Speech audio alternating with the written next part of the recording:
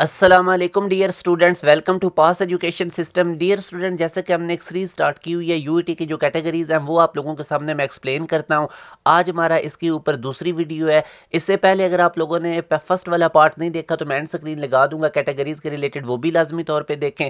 Dear student, basically आपने जैसे ये देखा होगा A1 कैटेगरी, A2 कैटेगरी, तो इस तरह करके जितनी भी डिफरेंट कैटेगरीज हैं वो सारी इन वीडियोज़ के अंदर मैं एक्सप्लेन करूँगा।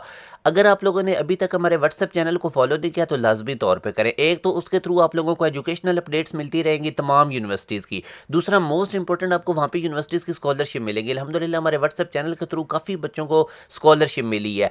यूईटी के अंदर हमारे जो ये 2024 के हम एडमिशन हुए हैं यूईटी में, इसमें 1450 plus students pass education system के बैचेज के पढ़े हुए थे जिनकी उधर एडमिशन हुआ है। फिर उनमें से 90% बच्चों को जो होनहार स्कॉलरशिप है वो मिली है। अंदर काफ़ी बच्चों को FNCS की स्कॉलरशिप मिली है। तो इसकी सिर्फ यही रीज़न है कि आप लोगों को टाइमली हम अपडेट्स देते रहते हैं। इंटरव्यू में किस तरह के क्वेश्चंस होंगे, कौन से डॉक्यूमेंट्स चाहिए, तो ये सारी चीज़ें आपको हमारे व्हाट्सएप चैनल में मिलेंगी। इसी वीडियो के डिस्क्रिप्शन में लिंक है, उसको लाजमी तौर पर आप लोगों ने फॉलो कर लेना है।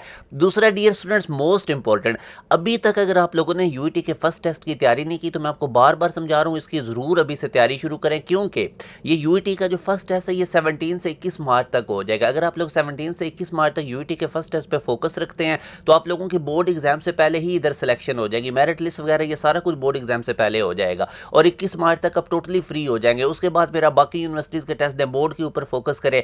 डियर स्टूडेंट्स, ये आप लोगों के पास बहुत अच्छा मौका है। यूईटी पब्लिक सेक्टर की नंबर 1 यूनिवर्सिटी है। इनकी बहुत अच्छी फैकल्टी है, लैब्स बहुत अच्छी, और मोस्टली बच्चे यहाँ से पढ़े हुए बाहर के स्कॉलरशिप उनको मिल रहे होते हैं फर्दर स्टडीज़ के लिए। और जितनी भी ये बड़ी बड़ी कंपनीज हैं यहाँ पे MDGM मोस्टली यूईटी के पढ़े हुए हैं।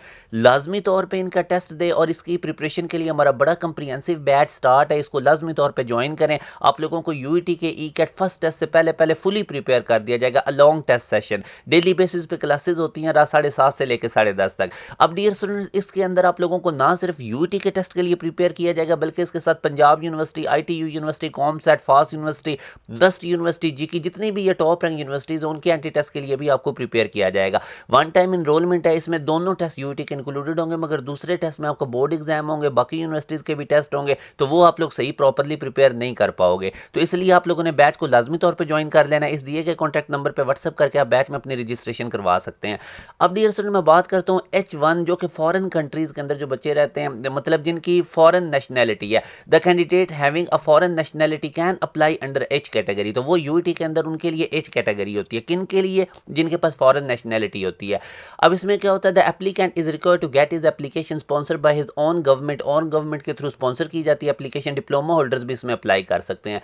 अब तरीका कर क्या होगा, ये जो एप्लीकेशन होती है is send in triplicate to the ministry of finance, revenue, economics affair, statistic and privatization, economics affair division के अंदर भेजी जाती है गवर्नमेंट ऑफ पाकिस्तान इस्लामाबाद में through Pakistani representative to his country. The nominations are sent by the section officer finance, revenue, economics affair, stat, privatization, government of Pakistan Islamabad. अब ये इन्होंने सारा तरीका कर बताया हुआ है कि जिनके पास फॉरेन नेशनलिटी है वो H1 कैटेगरी के थ्रू अप्लाई करेंगे, और कैसे बताएंगे, कैसे अप्लाई करेंगे वो इन्होंने सारा तरीका बता दिया हुआ। पाकिस्तान रिप्रेजेंटेटिव के थ्रू आप लोगों ने मिनिस्ट्री ऑफ फाइनेंस के अंदर अपनी एप्लीकेशन भेजनी होती है। आगे ये सारा इसमें प्रोसीजर गिवन है। इसके बाद डियर स्टूडेंट, जो कैंडिडेट अफगान नेशनल होते हैं तो उनकी जो applicant is required to get his application approve by his government, तो उन्होंने भी अपने गवर्नमेंट के थ्रू ये भिजवानी होती है एप्लीकेशन। और H2 इनकी कैटेगरी, यानी अफगान नेशनल के लिए H2 कैटेगरी है, और H1 किन के लिए, जिनके पास वैसे फॉरेन नेशनैलिटी है। बाकी इसका भी वही तरीका कार है सेम ऊपर जिस तरह मैंने बताया था।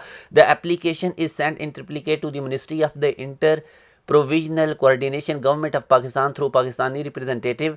अगे वो the nomination are sent by the assistant education adviser, ministry of the inter provisional coordination, government of Pakistan Islamabad. अब इसी तरह डियर स्टूडेंट, जो इंडियन हेल्ड कश्मीर है उनमें उनके थ्रू अगर वहाँ के किसी कैंडिडेट ने यूटी के अंदर अप्लाई करना है तो उनके लिए H3 कैटेगरी है। अब उस H3 कैटेगरी का भी सेम वही तरीका कार है जो ऊपर पहले दो का। The application is send in triplicate to the ministry of finance, revenue, economics affair, statistic and privatization, economic affair division, government of Pakistan Islamabad through Pakistani representative to his country. The nomination are send by the section officer finance, revenue, economics affair, statistic and privatization, government of Pakistan. तो ये अब आप देख सकते हैं dear student, जो मतलब जिनके पास फॉरेन नेशनैलिटी है ना, चाहे इंडियन हेल्ड कश्मीर है उनके लिए भी कैटेगरी बनी हुई है H3, चाहे अफगान नेशनल है वो H2 कैटेगरी के थ्रू अप्लाई करेंगे। तो यूईटी काफ़ी ज़्यादा जो फॉरेन नेशनल्स होते हैं उनको भी अपने अंदर मौका दे रही होती है, वो भी काफ़ी ज़्यादा पढ़ रहे होते हैं और उनके हॉस्टल वगैरह भी अलग होते हैं। अब इसी तरह dear the candidate having a foreign nationality can apply under H category. अब यहाँ पे भी आप देख सकते हैं कल्चरल एक्सचेंज प्रोग्राम के तहत जो बच्चे अप्लाई कर रहे होते हैं उनकी एज 4 कैटेगरी होती है, तो इसका भी तकरीबन इनका जो मेथड है अप्लाई करने का वो सबका सेम है। और इसी तरह जो श्रीलंका से अगर कोई कैंडिडेट है तो वो H5 कैटेगरी के थ्रू आएगा। अब आप लोगों को ये कैटेगरीज पता होनी चाहिए क्योंकि बच्चे कंफ्यूज होते हैं H1 के, H2 के, H3, इसलिए मैंने एक सीरीज स्टार्ट की जिसमें मैं सारी कैटेगरीज आप लोगों को बता रहा हूँ। तो अब ये कैसे अप्लाई करेंगे H5 कैटेगरी जो श्रीलंकन नेशनल्स हैं, applications are receive by project director, और वो कौन सा project director, Sri Lanka Afghanistan project का जो प्रोजेक्ट डायरेक्टर होगा इसके थ्रू रिसीव की जाएंगी। Higher education commission H9 Islamabad के अंदर selected candidates are nominated by the higher education commission of Pakistan. ठीक हो गया।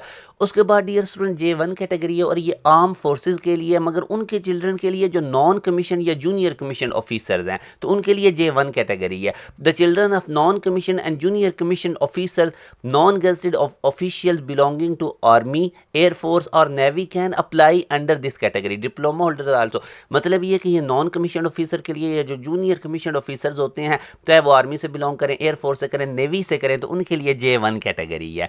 अब इसका क्या तरीकाकार है, applications are submitted to the headquarters of either the army, Air Force or the Navy depending upon the service to which the parents belong to in according with the procedure notified by them. Nominations and allocations of disciplines are made by। अच्छा आप ये देखें, आप लोगों ने अपने head quarter में जो भी बिलोंग करेंगे बच्चे, नॉन कमीशन या जूनियर कमीशन ऑफिसर्स के जो बच्चे होंगे उन्होंने अपने रेलेवेंट हेड क्वार्टर में अप्लाई करना हो तो उसके थ्रू अप्लाई करना हो, तो चाहे आर्मी का, चाहे एयरफोर्स का, चाहे नेवी का है। तो अब ये क्या होगा, nomination and allocation of discipline कौन बनाएगा, army seat the adjacent general AGS branch W&R directorate general headquarter Rawalpindi, या एयरफोर्स के लिए सीट जो डिप्टी डायरेक्टर एजुकेशन के होंगे वो बनाएंगे, या फॉर नेवी सीट्स के लिए directorate of naval education services naval headquarter Islamabad. तो जो आपका रेलेवेंट हेडक्वार्टर होगा उसके थ्रू एप्लीकेशंस आएंगी J1 कैटेगरी से अगर कोई कैंडिडेट बिलोंग कर रहा है। अब J1 कैटेगरी कौन सी थी, नॉन कमीशन या जूनियर कमीशन ऑफिसर्स के लिए। तो आई होप डियर स्टूडेंट्स आप लोगों को ना इससे काफ़ी आइडिया हो गया।